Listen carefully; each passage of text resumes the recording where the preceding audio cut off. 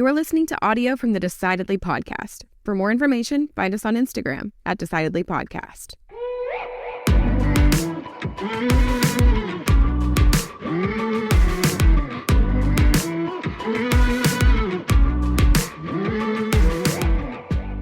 Just got back the other day from the flight from Cape Town.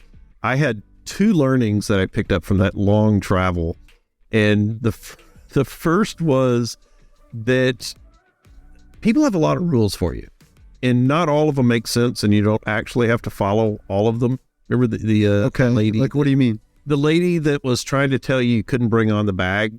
Oh yeah, I had a bag with me that I was planning to carry on.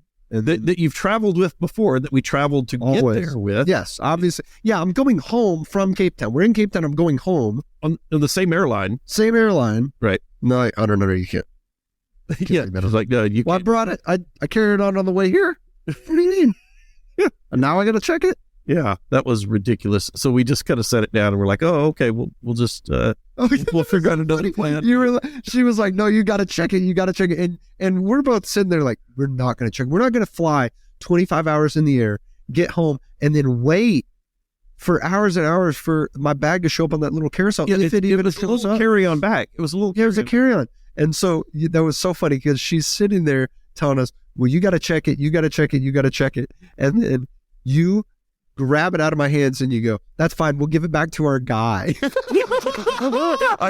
I made up an imaginary guy. You made up an imaginary guy that would solve it for us. And we just walked away because it was carry-on. We didn't need to check with her. And she was noticing us and walking away. I think she was eyeballing us. Oh, like, yeah. But we just walked that right onto the plane. We just walked away. It was, so what's your learning? But that's one learning, which is if there's a stupid rule that you don't have to follow, don't follow it. I agree with that. You do not have to follow stupid rules. The other learning I had was pay the money. Okay, what do you mean by that? Well, so I was flying first class, which you love giving me problems about, but I was only because I can't afford it. So funny. So I'm flying first class. And getting into the first class lounge, and you decided to just pay the money, the daily fee that they were trying to talk you out of. They were trying to talk you out of doing that. Yeah, which it was like, well, $150 or whatever, and they're acting like, are you going to need to talk to the bank, or you need a cosign? Yeah, they were like, we'll give you a couple days to think it over. It is non-refundable. They were being really weird about it. Like, no, I'm good. Take my money. Let me go get my free Coke or whatever. Yeah, pay the money. It was a better experience. So this, I want to distill this knowledge into wisdom here. When you say pay the money, is that pay the money to buy luxury experiences while you're traveling internationally, or is this a broader lesson? Well, it was narrow. It was that it was pay the money for the first class lounge. That was where I started. Yeah, I guess if you want to broaden it out, feel free. Maybe we can. I don't know. I'll let you know if I find the branches of that thought. Go with it. Okay. Well, we had a great episode today talking with Spencer Klavan. He's a scholar, writer, and podcaster who's harbored a lifelong devotion to the great works and principles of Western culture. After studying Greek and Latin as an undergraduate at Yale, he spent 5 years at Oxford University to earn his doctorate in ancient Greek literature. Now, he's an editor at the Claremont Institute. He's written for many outlets: The Atlantic, Los Angeles Times, City Journal, Newsweek, Claremont Review of Books, The Federalist, and The Daily Wire. His most recent work sounded the alarm on the cultural decline of the Western world, titled How to Save the West, Ancient Wisdoms for 5 Modern Crises. Spencer's deep understanding of the roots of Western civilization make him a trustworthy and knowledgeable guide for navigating our evolving culture and what we can do to help. His analysis situation is pretty dire, but every crisis we face today, we faced and surmounted before. We talked about those 5 crises that threaten the fabric of our civilization: Aristotle's lasting influence on modern decision-making, the pseudo-religious tendencies of Stoicism, and what the American church can do to attract modern men. It was a great conversation. This is a topic that is important, it is relevant, and it's a real treat to listen to someone who is as knowledgeable and wise as Spencer. He really knows his stuff, and if you stick around, you're going to learn something. I'm Sanger Smith. As always, I'm with my dad, Sean Smith, and this is Decidedly.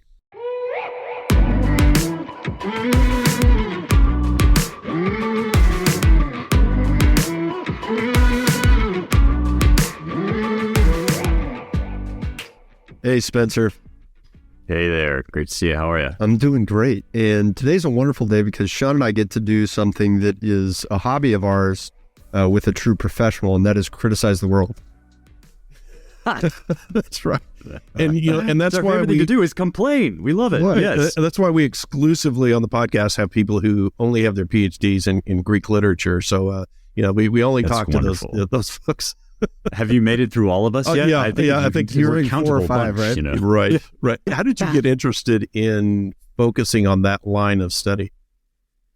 It's really just a personal connection that I've always had. Weirdly, I grew up in a house filled with books, and it just made me a very lucky guy. I didn't know how lucky I was until I went out into the world. And there has always been something about classical literature generally, not just the Greeks, whom I ended up kind of specializing in, but, Aquinas, Don Quixote, just anything that spoke to me from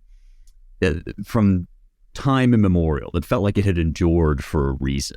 That's the sort of thing that I really just gravitated toward. And as I learned more and more and kind of read voraciously, it was the Greeks that sort of stood out as, they're sort of the OGs in just a lot of different ways, not just some of the ways we tend to name, like democracy and all those great sort of political inventions of theirs, but also in a whole host of realms that we don't even necessarily notice. We'll talk, I'm sure, today about decision-making. A lot of our frameworks for thinking about that kind of stuff come from Greek philosophy. And so, I've always just loved that face-to-face experience that you get really only from books, since there's some of the communications technology that's been around the longest, of, digging into these ancient languages and actually communing with people from thousands of years ago. There's something just really profound and awesome to me about that. There's such depth in doing that study. You can just go back so far and look at, who was the dominant voice in, each of these centuries, and just keep going. And my guess is that you began to see a theme arise in the level of thought and truth that they were uncovering. That's absolutely right. Yeah, even the Greek language, it's sort of funny to say, but a lot of the time when you start to ask profound questions about life, the universe, and everything, things like existence, right? In order to really get cut to the bone of those sorts of things, you have to use Greek words. The famous example of this is talking about love, that in English, we have this sort of impoverished vocabulary for talking about love, and you have to use one word for, the way you feel toward your spouse, and the way you feel towards your best friend, and the way you feel towards your child. And these are all radically different for a sandwich. Forms of relationship. Yeah, or exactly. Or like a burger that's particularly overwhelming, or video games. Yeah. And these are all totally different forms of relationship, and there are these very subtle ways in Greek of talking about them. But even, things like essence and being, these are words that come to us distantly from Greek because they were so sharp about thinking through those kinds of fundamental first level questions. Did you always find that you were exploring those sorts of thoughts, even just growing up in your household? Did you have those types of discussions kind of around the dinner table type thing? You're asking me, have you always been kind of an annoying nerd? And the answer is yes, absolutely. No, you said that. I didn't say that. No, I'm putting those words in your mouth. I will own them until the day I die. I'm a weirdo. I like the questions that occur to me have always been kind of weird. I always remember this conversation I had once with my mom, in which I'm really bad at remembering people's names. I think, I share this with a lot of people that I'll shake your hand, I'll look you in the eye, I'll learn your name, and then I'll totally forget it. But I was 6, I think, and I remember talking to my mom about, why does a name even matter? It's just a series of sounds, it's kind of this arbitrary semantic convention that we apply to like individuals. And yeah, so I mean, my mother had to very patiently. That's a direct quote from when Spencer was 6. Right. Yeah, exactly. At the age of 6. Well, but like, you know, my mother, as the patience of a saint, had to like sit down and explain, no, it like signals a certain degree of care. So like, yeah, I mean, I'm not the kind of guy that you would want to fix every problem, but for these sorts of things, I just gravitate to them. It is funny, those things as simple as a name or having names, when we're kids, questioning their existence of them, it seems silly and frivolous, but it's like, that indicates a level of curiosity that is above the normal child that's, I guess, wondering what's for dinner. You know, it is, although there's another aspect of this kind of on the flip side, which is one thing I love about ancient philosophy that you don't get in a lot of modern philosophy is, although they are thinking at a very deep level, they're also talking about things that we all encounter all the time and that matter to all of us, like how to be a good friend. And when you do start to ask people about that, like what do you value in a friend, let's say, you know, it might not immediately come to the surface that people might not walk around thinking about this, but like everybody's doing philosophy about those sorts of questions all the time. And we actually have like operating philosophies, like scripts that are running in the background that we might not examine directly, but that ancient philosophy can help us to sort of bring to the surface, you know, rather than talking about like is yellow square or circle or some really abstract problem. Guys like Aristotle will often go to like, how do I make a virtuous choice in this or that situation? And what does it mean to be good at being human? And I do think we kind of all philosophize about that just daily. Yeah, that's a really good point, is that there's philosophizing going on all the time, always throughout history. And right now it seems like what's happening in our culture, and it feels like everyone's kind of awakening to it at the same time, at least maybe that's only my experience, but awakening to the fact that there's one side of the table that's philosophizing and saying, hey, let's figure this out together without looking backwards at all. And then the other side of the table, which you're certainly well educated on, and the most educated representative that we've spoken to on, is saying, well, let's philosophize about these important issues, but look to the past and get their wisdom first. Yeah, I mean, it's such a weird thing to say, and you're absolutely right. This is very common now to be like, yeah, all the good answers to all the important questions were thought up sometime after like 1850 or so. Like there's a real quote from G.G. Simpson, this paleontologist, and you know, Richard Dawkins uses this a lot, that all the important answers were thought up after Charles Darwin. And what's so funny about this is when you look at the kind of thinking that it kind of ropes people into, you know, oh, our ancestors were evil, our founding fathers held slaves, and therefore America is like foundationally flawed, let's say. Or go back further, like the Greeks, right? They didn't give full political rights to women, and therefore they have no moral legitimacy. They have also had slaves, to stand. Yeah. Right, also held slaves, like most societies throughout most of history. And the thing that's just, to me, kind of really... I won't even say that it's illogical, although it is. It's just sort of a losing proposition. The thing that just doesn't work about that is, if you are going to say, oh, it's bad that the founding fathers held slaves, I'll agree with you. It is. But there's only one reason that I know that it's bad, and it's because of the founding fathers, who in turn were drawing on these, you know, Judeo-Christian traditions. In other words, ideas don't just drop out of the sky. They come to us from somewhere, and they're not perfect when they're thought up, and we're not perfect ever.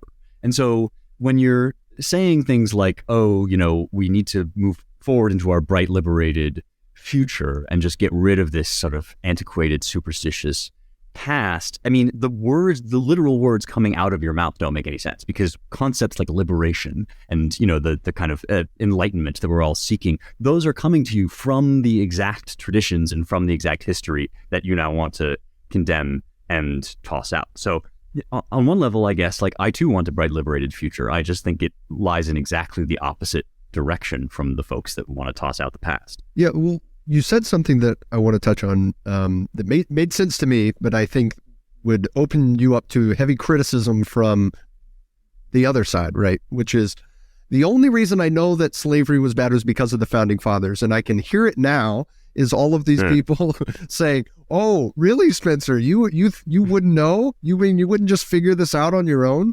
So right. I think I know the answer to why that is a silly way of thinking. But I want to hear your explanation of why the criticism that some people have towards past ideas and their assumption that they would find the moral path on their own is wrong. So I refer to this as the if I had been there fallacy. And the if I had been there fallacy goes like this.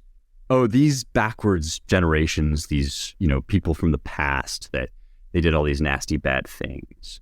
If I had been there, I would have been an abolitionist. I would have been, people do this with like the story of Jesus, right? Like I would have been one of the ones at the cross, like helping him out.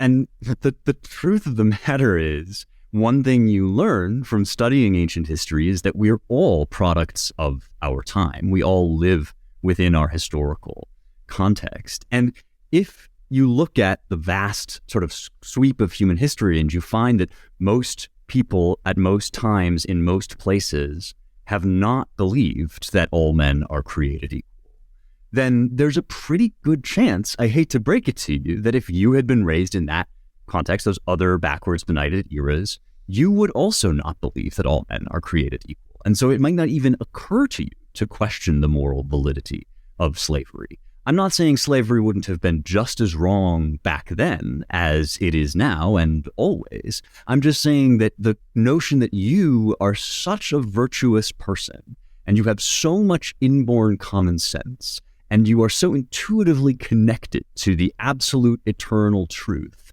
that had you been born in any time and any place, you would have just known that all men are created equal. That's the if I had been there fallacy. And it comes from a certain degree of arrogance, but also naivete. It's like, I have bad news for you if you think this way. It's that the humans aren't actually all that great. And like, you're not actually all that great. I'm not all that great.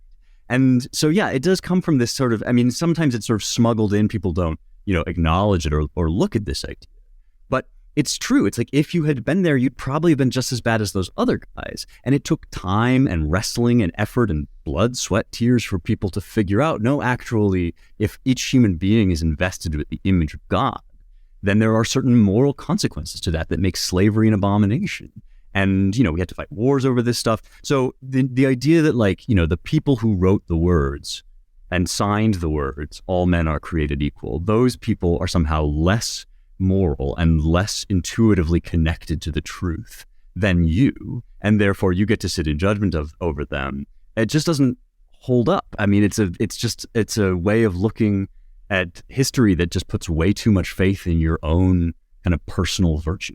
Yeah, I think the people who take that position, that if I had been there, it's a way to sort of get a badge of virtue without earning it. But it's also unknowable. You don't know what you would have done had you been there in 1944 Germany. You don't know what you would have done in 1800s, in South of Southern United States. And the very fact that you and all your friends believe you would have been different, the fact that you and all your friends think that, probably would cut against that argument that you would have been the one standing alone against the crowd. Exactly. But I because think people in the past. Yeah, go ahead.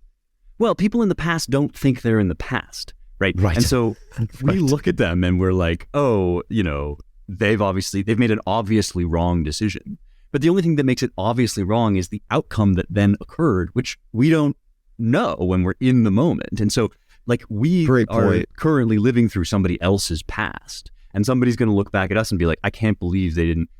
I can name a few things that I think might look like our great moral atrocities in hindsight that are now perfectly normal and accepted. But even if I acknowledge that I too have my blind spots, it's like there might be something that I don't even think about now that somebody 100 years down the line could look at me and say, I can't believe they ever thought that was okay.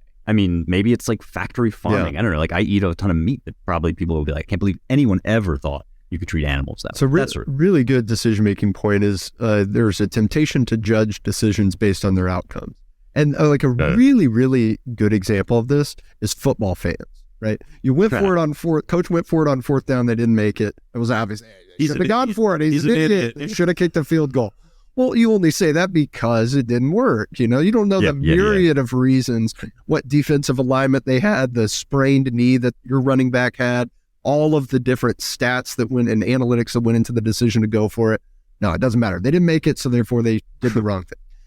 But yeah, I mean, if you want to see the "if I had been there" fallacy at work, just sit with a bunch of guys watching a football game, right? Yes, they're all saying that all the time. If I were the coach, if I were the quarterback, if I were doing this, yeah, whatever. I think that's important for people to recognize. This "I have been there" fallacy exists on big picture issues and really small issues, and it's a huge impediment to growing in our own decision making capabilities, right? Because every time I do that, I'm missing a lesson. Now, you might be able to look back at the decisions that other people made, whether it's the founding fathers' decision to write down all men are created equal while they had slaves at their own plantation, or the decision of, Jason Garrett to run for it on fourth. Jason Garrett. I say Jason Garrett. Pulling up 1990. Whatever. My point is that inhibits your ability to learn from their mistake. Yeah, maybe it is a mistake, but instead of saying, hey, I would have done it different, say, well, what would have caused them to do it this way? And then maybe you can learn something. What would the rationale be? And then we can learn something that way. I'm interested to hear, Spencer, from your perspective, what do you think those things are that we in our culture now will be judged for in the future when we become somebody else's past? As what are those moral failings that we're currently exhibiting? Well, the big one. We only have an hour, by the way, so just yeah, exactly. Do you want? It's in the original Disney Lion King. Scar asks Zazu something like, why don't people like me? And Zazu says, do you want the short list or the long? And that's how I always feel with this. Like, do you want the short list or the long? Well, I mean, the big one, and this is going to probably be controversial, but it's implied by my faith and just by my metaphysical convictions. Also, I think the big one is abortion. I think it's, the elective termination of pregnancies, especially healthy pregnancies. But, there are others like COVID, I think is a really interesting one, where we all sort of lived through a situation in which at least one side of certain debates was doing something atrocious and thought that it was very much in the right? Like, even if you say, we don't yet know, like, whether it was right or wrong to lock people down, that means that half of the country essentially was not just accepting, but powerfully and passionately advocating for, on pain of harsh moral censure, like powerfully and passionately saying, no, you need to shut your business or you're killing grandma, right? And so there's actually no escape from the "if I had been there" fallacy on that one. You were there. People, everybody was there. Yeah, you were there, right? Let's see what you did. Yeah. Exactly. So that's one. Yeah, I think of, abortion. I mentioned factory farming. So, abortion is not one that I participate in, and I feel sort of like comfortable condemning it. But factory farming is one that I think it's actually quite possible. I mean, I'm not a vegan by any means. I'll never be a vegetarian. I think we're meant to eat animals. But the way we treat animals and the way that I personally benefit from and consume food that was really horrendously mistreated when it was alive, I think I might look back on that in horror even in my lifetime. Yeah. That's interesting. Thanks for sharing that. That's yeah. So you're more optimistic than I am, but but you only came up with three. You had three things. I mean, well, what are some of yours off the top of my head? What would you name? Yeah. I don't know that my list would be any different than that.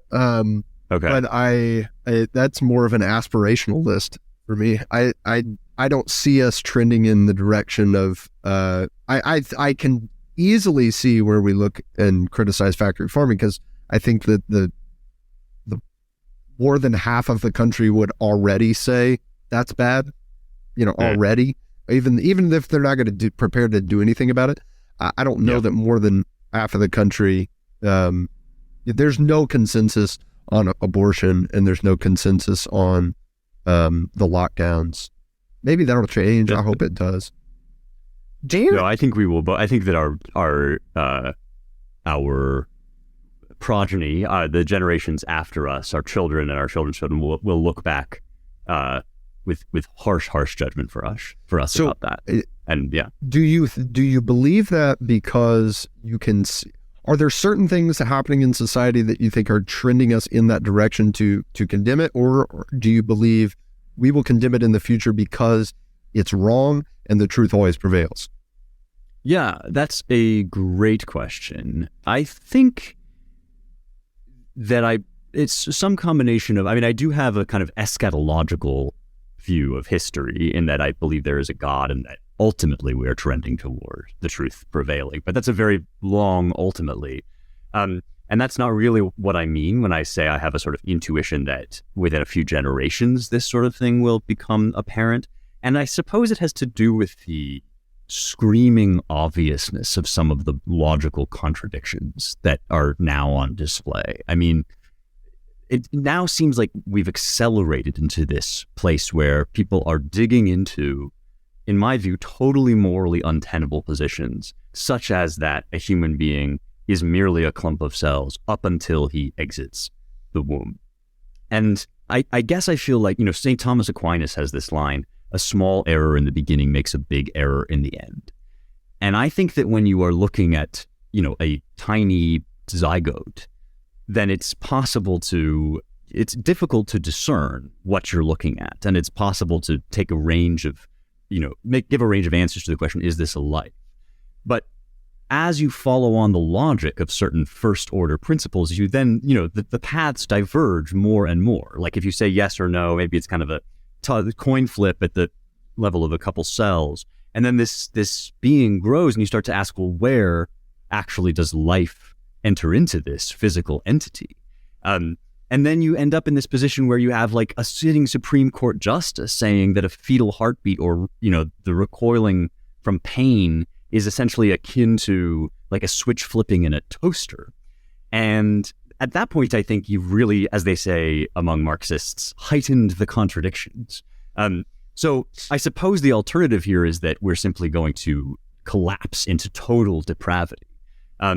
But the other route is that at some point, these arguments simply don't hold up and we live through a sea change and we look back in horror at what we've done. Yeah, I think that when we look at that issue, it's got to be where you come from, and that if you think, well, when does life enter in? You're having to say, well, what is life? Does that mean sustainability outside the womb? Does that mean that God has touched that person and their soul is now part of that being? What do you mean when you say that? And so I think that's a really tough question to wrestle with, and I have my own views on that it starts kind of right off the bat, and that on that and so many other issues, they are, as much as we hate to admit it, they are black and white. There is no middle ground on it, I wouldn't think, and I think there's other issues that fall into that category that we wrestle with, that people want to sort of navigate through. It seems like they don't want to stand on truth and just say, well, how about this and how about that, and they're willing to negotiate. I have this feeling like a lot of the hot button issues that we're facing as a culture have become more and more black and white issues. Yes, I agree with that. What do you think is causing that, or why do you think that is? Well, that phenomenon that you guys were just referring to, that when one of the benefits but also the dangers of chasing an issue down to its sort of foundational philosophical rudiments is that you end up with questions which are very stark. Questions like, is there absolute truth or is there not, right? Yeah. There's no halfway house answer to that question. Right. That's my point. Yeah. Yes. And so this is why I guess we're talking in some respects about my book, How to Save the West. And the subtitle of my book is Ancient Wisdom for 5 Modern Crises, which when you say that, it immediately sounds like, oh, it's the COVID crisis, it's the economy crisis, it's what we hear about a million crises. But there's a very specific word, meaning to that word. It's a Greek word, crisis. And it comes from the verb krino, which means I judge or I make a decision. And so an actual honest-to-goodness, bona fide grade A crisis isn't when things just happen to be going very badly. It's when you're faced with two fundamentally irreconcilable choices, two different ways of looking at the world. And on the abortion question, I think another factor that speaks to principles of decision-making at the high and the low level would be, it shows how radically conversations are conditioned by the questions that you ask at the beginning. And this is one reason why the two sides of the abortion debate so often speak entirely past one another, is that they are loudly saying answers to two fundamentally different questions. And, maybe I would say this because I'm on the pro-life side, but I think the pro-life team acknowledges this and is trying to say, no, it's actually not. Of course, a woman has a right to bodily autonomy. Of course, that's an inalienable right that she has. What we're talking about is a case in which her body is not at issue, but somebody else's body. And so then it's actually, the question is, when does life begin? And that question, right, becomes this, it sharpens down to this point where, unfortunately, much as we might like to kind of balance the two options, that's not an option. That's not a route that's available to us on the table. And in some ways, it's very good to ask those questions, because they are the fundamental questions. You have to ask them first before you can start to get into the gray areas and the nuanced issues. And I think that's what's happening to our politics. There's a long way of answering your question. Like our politics is zeroing in on these fundamental first order questions to which there is only one or the other answer.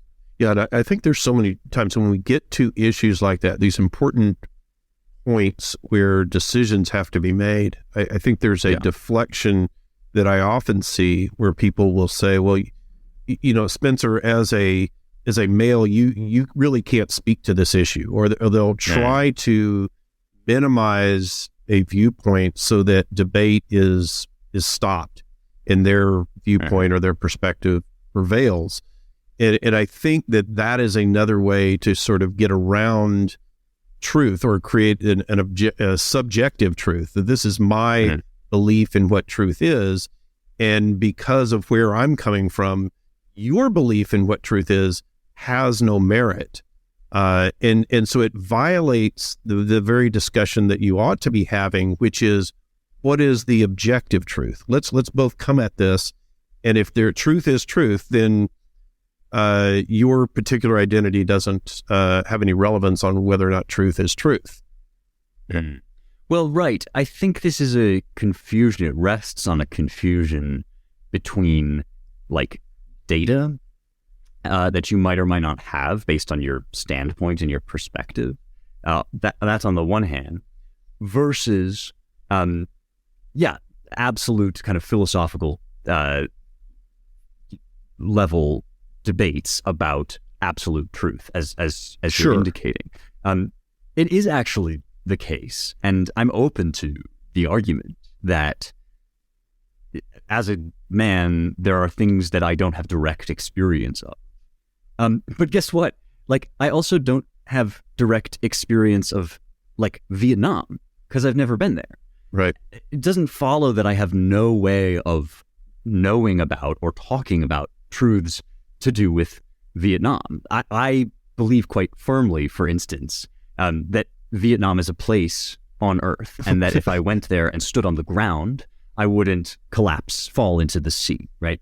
And I would be very surprised if, simply by virtue of only having secondhand knowledge about Vietnam. But really, you're not a geologist. You don't know that. Yeah, I'm not a biologist. I'm not an astronomer. I mean, this is the expertism that we're up against, right? This thing where, unless you're an expert, you can't speak to something, is the kind of scientific analog to this identity politics thing, where unless you actually inhabit, it's a real interesting argumentative tactic that they employ to say, well, you're not an expert on this, but at the same time, the world should conform to my subjective standard of morality based on the experts I've talked to. Yeah, how come I get to pick anything? Right. At all? If I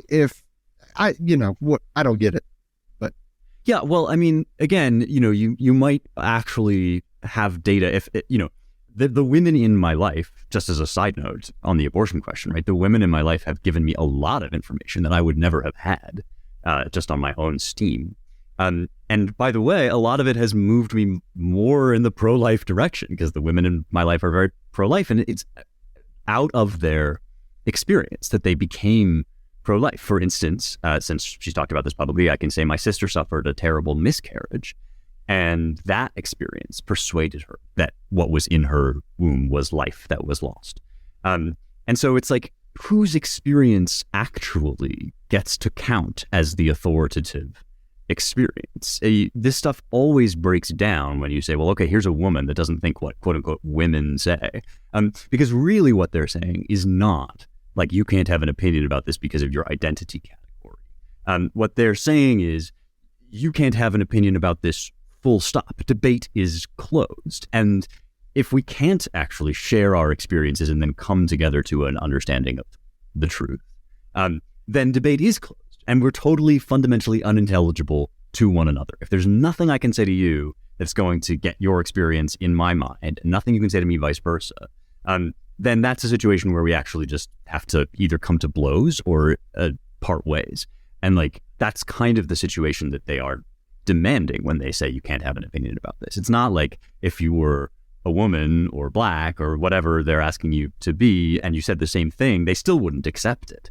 It's just that this is a way of kind of shutting off the possibility that there might be some conversation to be had. Yeah, I think there's certainly something to it that somebody is going to bring a certain perspective to a debate that's unique based on their life experience. But that's not to discount other perspectives that may be based on truth or observation that may be valuable in the discussion.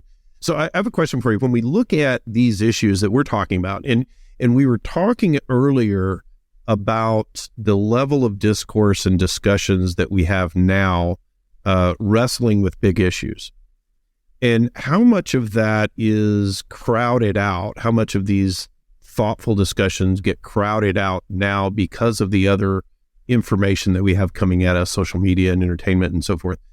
And do you think that that's why we have fewer discussions about these important topics?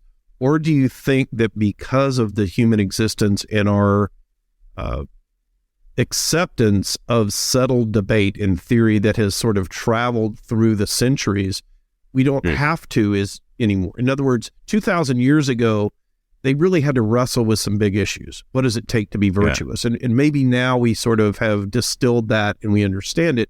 Maybe that's why we're not having the discussions. Or do you think there has been a decline in that, and that's why we're not having the discussions? Yeah. Basically, what I think is that those sorts of questions, like what does it take to be virtuous, it's not that we never make progress in them. It's that each new era gives us new challenges to apply those ideas to. And we're in an era, that is to say the internet era, in which the shape of our world has changed drastically.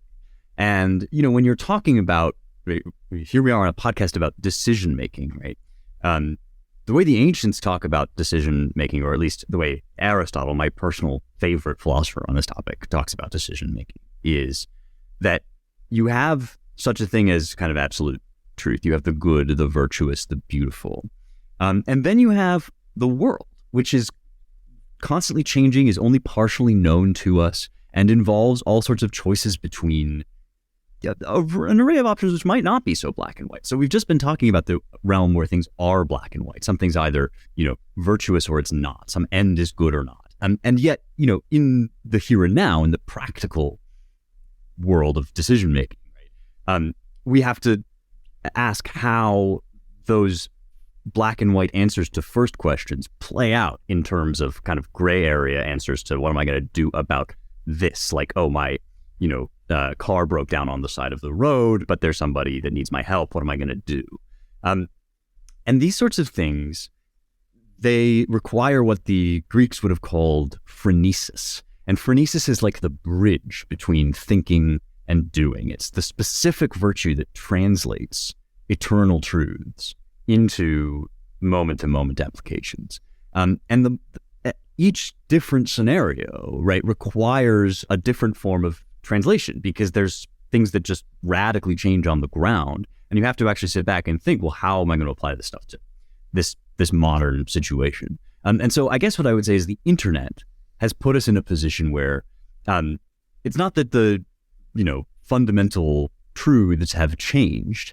It's that we really desperately need to recover and remember those truths so that we can think about how we're going to act in this radically new time. We think that it's made those ancient truths less relevant and valuable, but it's actually made them much more urgent.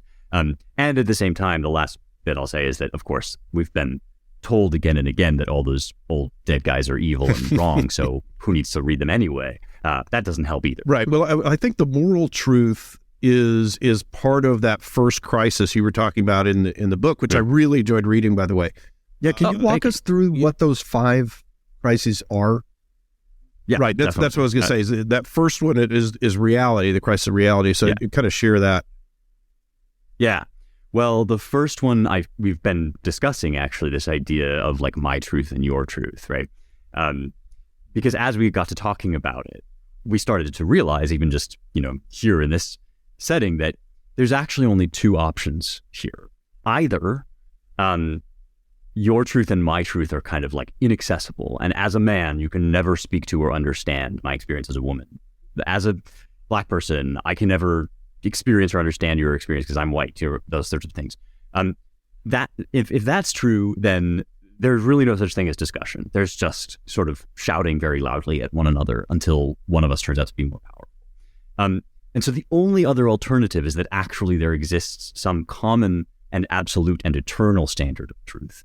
And the choice between those 2 options is the reality crisis. Is there objective reality or is there not? So that's the first section of the book, deals with that. Crisis number 2, the crisis of the body, is kind of about that stuff we were starting to talk about just now, of how do you take these big, if there is absolute truth and if there is the world beyond, how do you take that and live that out in this very imperfect and kind of confusing world where we inhabit these bodies that break down and die? And wouldn't it be nice if we could just kind of get rid of all this altogether? I think you see this now in the transhuman stuff, the transgender stuff that we're dealing with, which, by the way, I didn't mention that as one of the things we'll look back in horror at, but this is an obvious addition to the long list, is the way that we mutilate children in the name of this need to get out of the kind of messy, difficult world of the here and now in the flesh. And if only we could just be the sort of magical gender identity that we have in our head, then we would be free. That's, I argue, a very ancient idea. It goes back to the Neoplatonists, at least. And it's the wrong idea. The right idea for the body crisis is that actually the eternal and the momentary are fused together. We are embodied souls. We're kind of spirits written in the language of flesh, if you like. That's the second portion, is the body crisis. And then the next 2 crises are sort of 2 sides of the same coin. They're meaning and religion. And they both have to do with the question, is there something outside of our human experience, something beyond the here and now, that can kind of ground our experiences? And might that thing be God or might it not? And I argue in the book that it is God. And then finally, the 5th one, the crisis of the regime, is about politics, about how do all of these things play out on our kind of national scale, and what might we do about it as Americans in 2023. I think that the answer is obviously God, and anybody that pushes back on that is going to replace God with something that resembles God, but using different words to describe. Yeah, I'm delighted to hear you say that, because I think that has to be true. I think the evidence of our own 2 eyes at this point is making this abundantly apparent. I saw somebody just the other day on Twitter saying something like, AI is going to be great. We're building God. But, you watch the way people participate in politics now, kneeling and begging for absolution at Black Lives Matter rallies, lighting prayer candles, building golden statues of Donald Trump. I mean, whatever, like you name it. It doesn't have to be all like, it's not all right-wing hobby horse. It's like everybody is doing stuff in the name of what they hope will be a transcendent experience.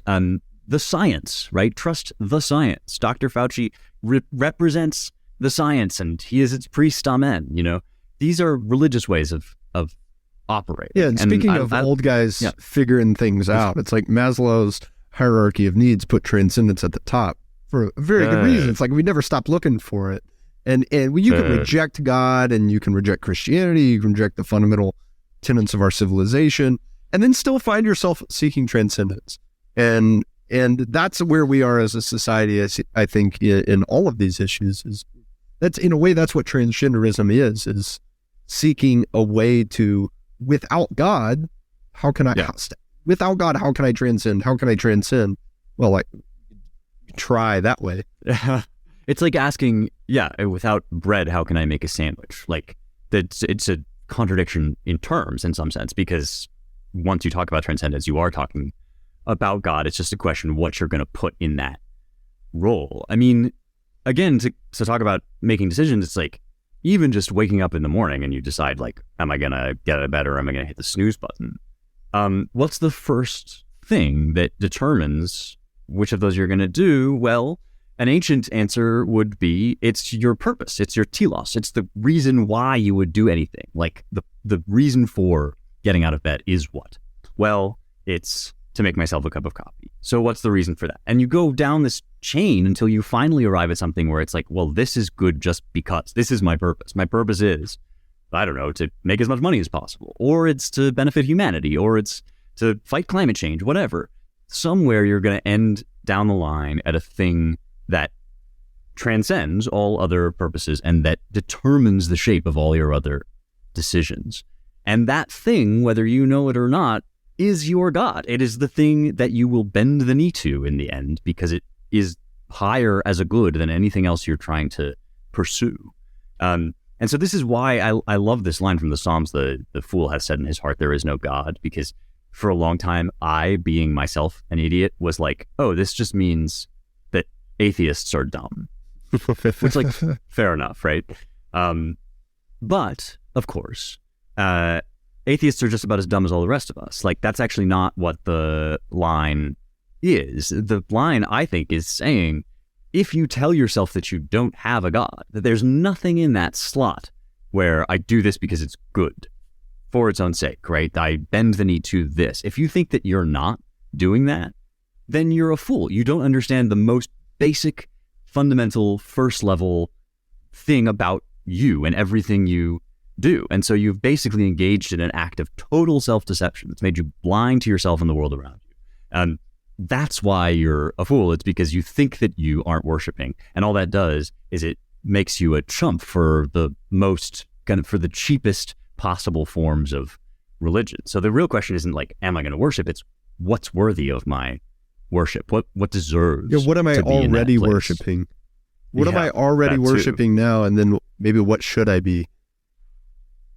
Yeah, 100% exactly. agree. And like, in a way, that's two things occurred to me listening to your answer there. Is one is that's exactly my experience as a financial advisor. That is how I help people with their money, is to say, in a way, what is the God that you are worshiping now? And then let's find a way to use your money to continue to serve that purpose. And so we'll start this off, and early on in a relationship, ask people like, hey, what's important about your money to you? What do you want to do with your money? And most people have a very surface level answer, right? Just like you said, what's my purpose for waking up? Well, it's to make a cup of coffee. Most people will say, what's the purpose of my money? Well, it's to make more money, right? Well, that's not it. To buy stuff. Yeah. And it's not to buy stuff. And it's not, like 10 answers in, we might get close to something that resembles the real answer, maybe. But it really, it's like a deep search for what that answer really is that is ongoing. Yes. And it may change, and it may take a long time to figure out the true answer. But if we can try to find that answer out, try to aim toward that answer, ultimately find it, locate it, and serve it, then you're going to be using your money properly. And then the second realization I had listening to you was that throughout this podcast, we started with this idea of we want to help people make better decisions, and we want to make better decisions in our own lives. So let's learn from as diverse of a cast of characters as we can, how we can improve upon our decision-making abilities, and maybe that'll be helpful for people. And I think as we've progressed through it, it's we've become, at least I have become, more in line with what you just said, which is that obviously the answer is God. The answer to all of these questions is God, because the answer for how can I make better decisions, the deeper I go, I start at level 1 is, well, I might need to organize things I might need to make a pro-con list, right? Well, I might need to find a purpose. I might need to find a meaning. Well, if I'm finding a purpose and finding meaning, what could that purpose be? What would make a purpose good if I were to have one? And then once you go down that road far enough, the answer is obviously that it has to be God. Yeah. So there's a lot in what you just said that is, I think, really, really wonderful. And something which comes to mind from this Aristotelian way that we're talking is this interesting thing that Aristotle says about that purpose, right? The thing, what's your money for? Well, it's to pay for this. Well, what's that for? Well, it's to do this or whatever.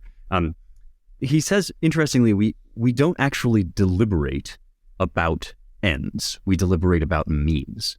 And I think what he means by this is in any choice that you're making, the process of trying to choose what you're going to do is actually already in reference to some good. It's already there.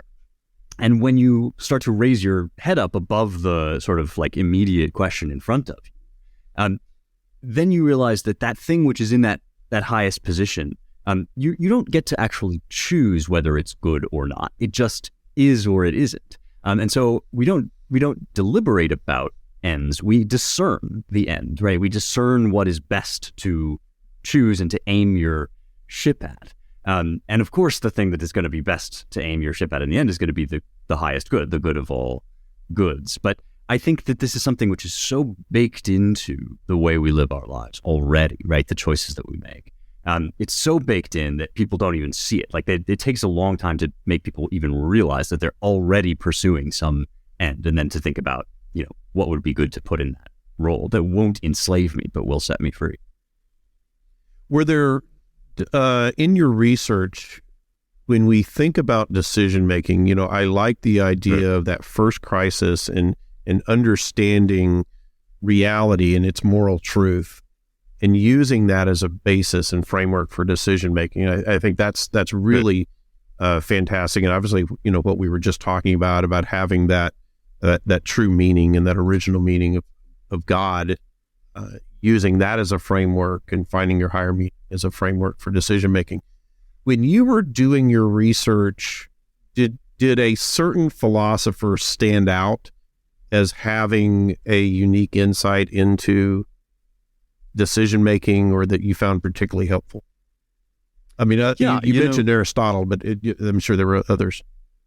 Well, right, yeah. We've been talking about Aristotle a lot because I think he's kind of the OG on this stuff. But it's actually, there is another school of philosophy that's very popular right now that has, I think, a lot to say about this, and that's Stoicism. Yeah. People talk about the Stoics, right? And what the Stoics bring to the table, which they're famous for, of course, is your relationship to your emotions, right? What do your emotions actually have to give you? And when can you disregard them? And to sort of boil it down, people, of course, love the Marcus Aurelius Meditations. And one of the great things about that book is he's always asking himself, like, what about this situation can I change?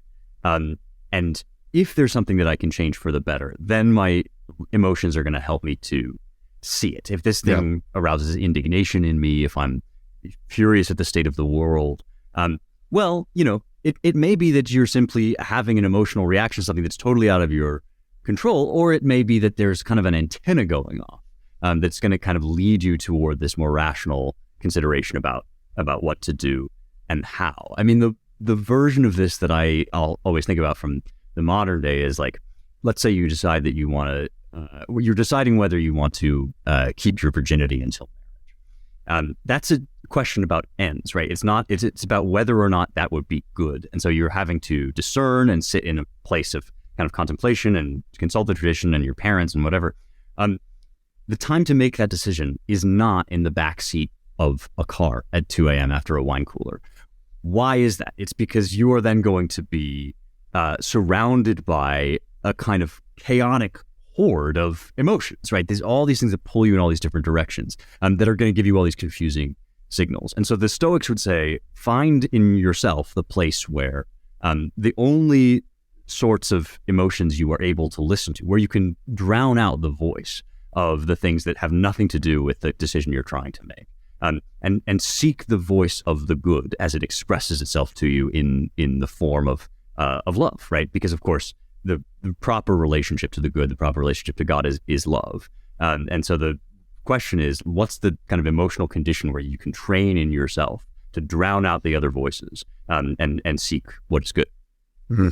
Yeah, I think that's great. I like that a lot. I had to like chuckle when you said the Stoics, because the internet subculture like surrounding Stoicism right now is hilarious. It's a bunch of young dudes who've like replaced Christianity with Stoicism, and Marcus Aurelius is replaced Christ, and it's like this religious, almost weird love affair that they've got with the Stoics. Not to say it's not good; it's a lot of wonderful philosophy. It's just I chuckle when I see guys like me who've like, it is their Bible, man. I mean, oh, dude, yeah. Well, so it's funny.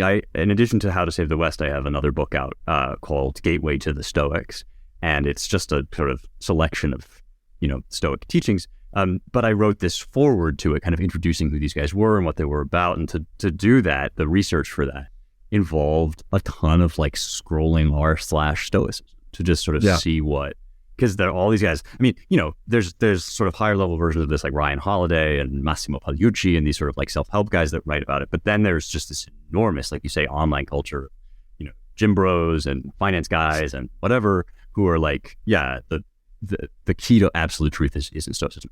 And what's super interesting is if you chase them down to, like, I scrolled through a lot of Reddit posts about like, what do you do with the metaphysical content of Stoicism? Because Stoicism has an enormous metaphysics, a cosmology that has to do with the Logos, in which actually St. Paul sort of draws on when he's preaching in Athens. He says, your own poets say that we are the children of Zeus. Well, I'm telling you we're the children of God. And that's because he knew that Stoicism had this sort of awareness, even if it wasn't complete, this awareness of an order throughout all time and space in the heavens. And the guys on r/Stoicism basically won't touch this stuff. They're like, this doesn't help me, it's not whatever. So it very much is what you're saying. It's like a kind of secularization. It's trying to get the things that Christianity will give you through any other means, because the church is so uncool or whatever. Yeah, the lack of coolness in the church, I think it makes people reject a lot of the things that we were talking about today that are true. And why people choose to embrace Stoicism as this sort of pseudo-religion of their own in the modern era. For whatever reason, for a lot of people, got the traditional idea of the Christian God is off-putting. And, I went through a period of my life where it was off-putting to me.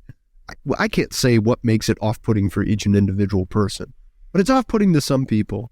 And the biggest thing that helped me was to realize, it doesn't have to be, my relationship to God and with God does not have to be what I think that other person who I don't like in the church is telling me that it has to be. It doesn't have to be what I perceive that guy's relationship to God and with God is. It doesn't have to be that. And so when we say God, we're talking about, well, what is the highest good that could possibly exist in the universe? What is the good that is above all goods? Think about it that way. That was a way of thinking that transformed my relationship with God, my understanding of God. And I think if people thought about it, to your point earlier, there's so much of what we're saying is already embedded in the culture that we miss it. We don't speak it into existence. And because we don't speak it, people don't think about it, and then they reject it. I would say, by the way, one big component of why isn't the church cool? Why do we dislike it, or why do people flee from it? It has to do with manliness, and that's 100%. Why Stoicism is the kind of counter drug. It's the thing that people turn to that appeals more, because Stoicism is among the manliest of philosophies and affirms manhood as a positive. And Christianity, rightly understood, does so as well, I firmly believe. But the Christian church, especially in America, has kind of turned into like the church of niceness a lot of the time. And so guys think that they have to basically check their aspirations to like valor and courage at the door. And that's a huge problem. That's why the Stoics are eating our lunch, basically, is because we can't talk about that or affirm it. And it also makes us vulnerable to all of the kind of screaming harpies we've been talking about on this show, where it's like, oh, we have to be nice. We don't want to upset anybody's feelings. It's like, no, actually, this might be a time and an era in history that calls for vigorous and manful statement of the truth without qualification. And if the church can do that, then I think all those Reddit bros will be over here in a heartbeat. But I think you're right, Spencer. I think that you nailed the diagnosis of the problem. Do you think, and this is the last question I'll ask before we go, what do you think the one decision that the church could make to combat that problem? What do you think that is? Yeah, I think, there's a lot of this that you will see already among some churches that like guys that are like on Instagram or that don't really have necessarily like a mainstream pulpit. There's the sort of David Frenches of the world who are kind of preaching the gospel of niceness.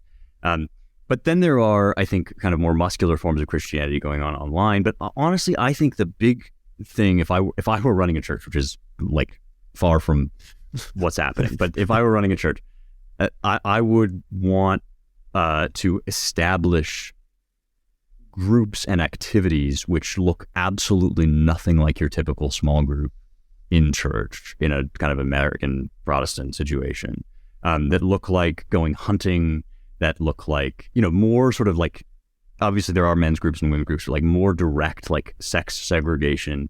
You go hunting, you do this or that. And you need to be able to talk forthrightly about stuff that Christians now are very embarrassed about. And I think it's a cultural thing. I think it has to do with like, you have to find leaders who are going to be willing to do that. And, men talk best when they're doing activities rather than like, let's sit down and have a sort of heart to heart or whatever.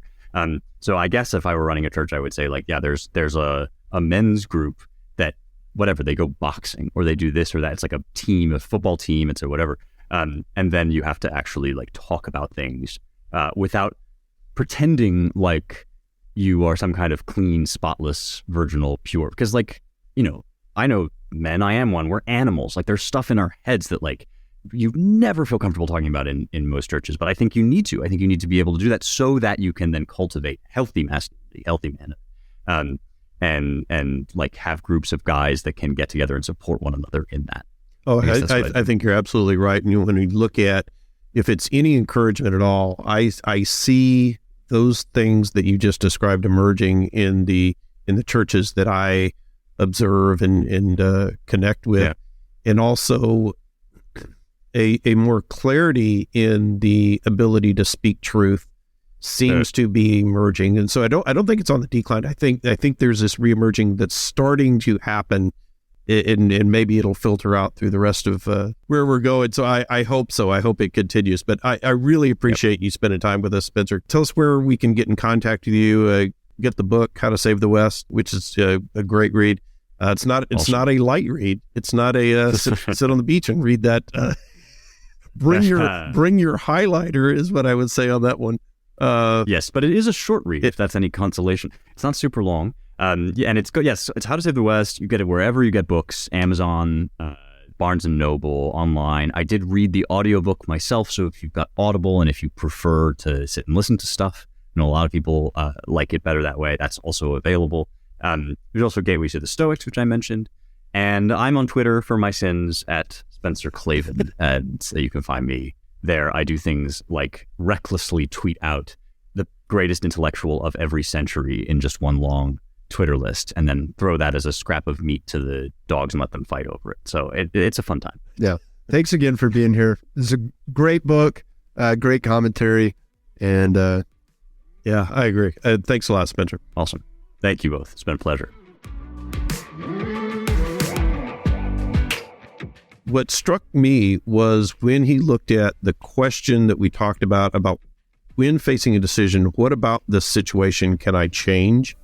Asking that question that helps sort of pull emotion out of the decision-making process and then replacing it with seeking the voice of good.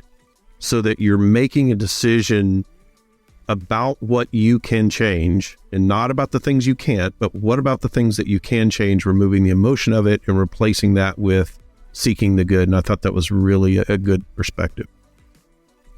My biggest takeaway was the if I had been there fallacy that Spencer talked about, how we can apply that towards big decisions and small decisions. So, he used the classic example of, if I had been there, I would have opposed slavery. And I think that's an example of a logical fallacy that we can all recognize, but it also is applicable in small cases. We use the example of, Monday morning quarterbacking, but we do that in our own life. Like whether we're in a business, we might say, well, geez, I wouldn't have done what the CEO did, or I wouldn't have done what my boss did, or I wouldn't have made that decision that whoever it is that has authority over me made. It's easy to criticize when you're not burdened with the responsibility and you don't have to make the decisions in real time, and you can judge afterwards with the outcome, with the knowledge and wisdom that the outcome provides. So I would say that my biggest takeaway is to resist the temptation to do that, because doing it robs you of an opportunity to learn and develop your own decision-making abilities.